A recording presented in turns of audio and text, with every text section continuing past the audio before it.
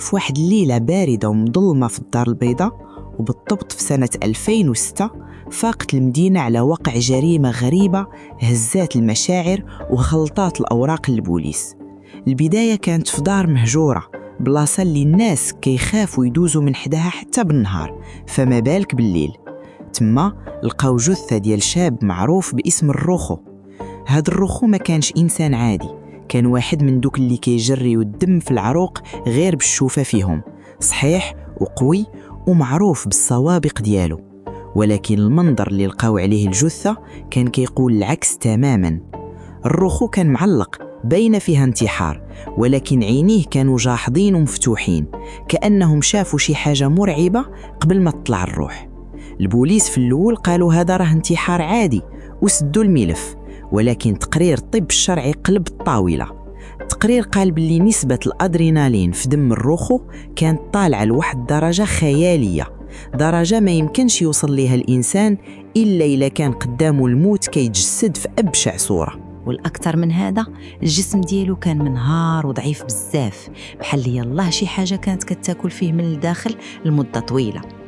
كيفاش واحد صحيح وفصيح يولي بحال الخيال في أيام معدودة؟ وشكون هذا اللي يقدر يخلع الروخ لهاد الدرجة حتى يفضل الموت بيده على أنه يواجهه؟ داز أسبوع واحد بالضبط، والملف اللي كان غيتسد تعاود تحل بطريقة أبشع. الضحية الثانية كان عزيز، الصديق المقرب للروخو والذراع اليمين ديالو. لقاو عزيز ميت في دارو، والجثة ديالو حداها ورقة مكتوب فيها جملة واحدة لخصات الرعب اللي كان عايش فيه: السم كيجري والوقت سالة. عزيز شرب مادة سامة قتلته في البلاصة، وهنا البوليس تأكدوا بلي القضية ماشي صدفة، كاين شي قاتل متسلسل، شي شبح كيطارد هاد المجموعة ديال الصحاب وكيصفيهم واحد مورا واحد.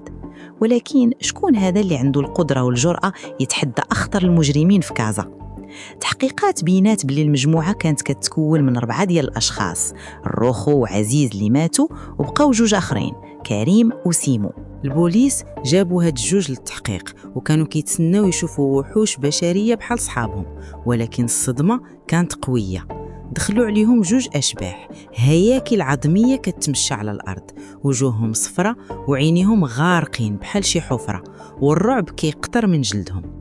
في وسط التحقيق سيمو دخل في حالة هستيرية، بدا كيغوت وكيضرب راسو مع الحيط وكيشير لزاوية خاوية في الغرفة وكيقول ها هي راها جالسة تما كتشوف فيا، بغات تدير الروخ ديالي. البوليس ما فهموا والو، سحب لهم السيد الطاولة كيمثل، داوه للسبيطار، ولكن ما دازت ساعات قليلة حتى سمع أخباره: سيمو مات بسكتة قلبية من شدة الخوف. بقى دابا غير واحد، كريم. الضابط المكلف بالقضية عرف باللي مفتاح اللغز عند هاد الشاب اللي كيبان بحال يلاه كيحتضر. جلس معاه وحاول يهدنو وسولو السؤال اللي محير كلشي: شكون هادي اللي كطاردكم؟ شكون اللي قتل الروخو وعزيز وسيمو؟ واش عندكم عداوة مع شي عصابة؟ كريم هز راسو وعينيه عامرين دموع وقال بصوت مبحوح ومقطوع: اللي قتلنا ماشي بنادم الشاف، اللي قتلنا لعنة حنا اللي جبناها لريوسنا وحنا اللي فتحنا ليها الباب. الضابط زير عليه باش يفهم، وهنا كريم رجع بذاكرته لليلة المشؤومة. ليلة كانوا فيها ب4 سكرانين ومقرقبين، راكبين طونوبيل ودايرين الفوضى في الشوارع. في طريق خاوية ومظلمة دانت ليهم بنت واقفة بوحدها، شابة وضعيفة. الشيطان لعب بيهم وقرروا يهزوها صحة. البنت بقات كترغب وتقول لهم: حافاكم خليوني عليكم، راني مريضة وبعدوا مني راه غتندموا. ولكن هما ما سمعوش، الضحك والاستهتار عماهم، وداوها لديك الدار المهجورة نيت وتعداو عليها بوحشية واحد مورا واحد، ورماوها تما ومشاو. دازت شهور ونساو الموضوع، ولكن الجسم ديالهم ما نساش.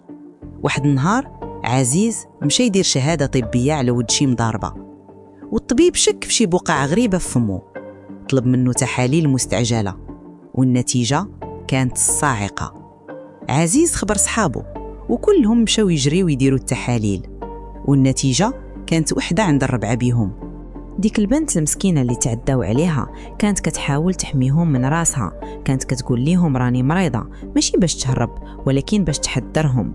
البنت كانت حاملة الفيروس سيدا في مرحلة متقدمة جدا. المجرم الحقيقي في هذه القصة ما كانش الشخص هاز السلاح وما كانش الشبح، القاتل كان الفيروس اللي انتقل ليهم بدم بارد وتخلط مع عقدة الذنب والخوف من الموت ومن الفضيحة. الروخو ما انتحرش حيت خاف من شي عصابة، انتحر حيت شاف جسمه كيتهدم وعرف النهاية. وعزيز شرب السم باش يسبق الموت البطيء، وسيمو قتلوا الخوف والهلوسة. أما البنت الضحية الأصلية اكتشف البوليس من بعد أنها ماتت في صمت في سبيطار عمومي بلا ما تشكي وبلا ما تدعي. خلات العدالة الإلهية هي اللي تاخد لها حقها. كريم كمل اعترافه وهو كيشوف في الضابط نظرة ديال واحد ميت وهو مازال حي، وقال جملة أخيرة قبل ما يسكت للأبد: هي ماتت وارتاحت وحنا متنا 1000 مرة قبل ما تطلع الروح. هربنا من العقاب ديال الأرض ولكن عقاب السما كان كيتسنى فينا.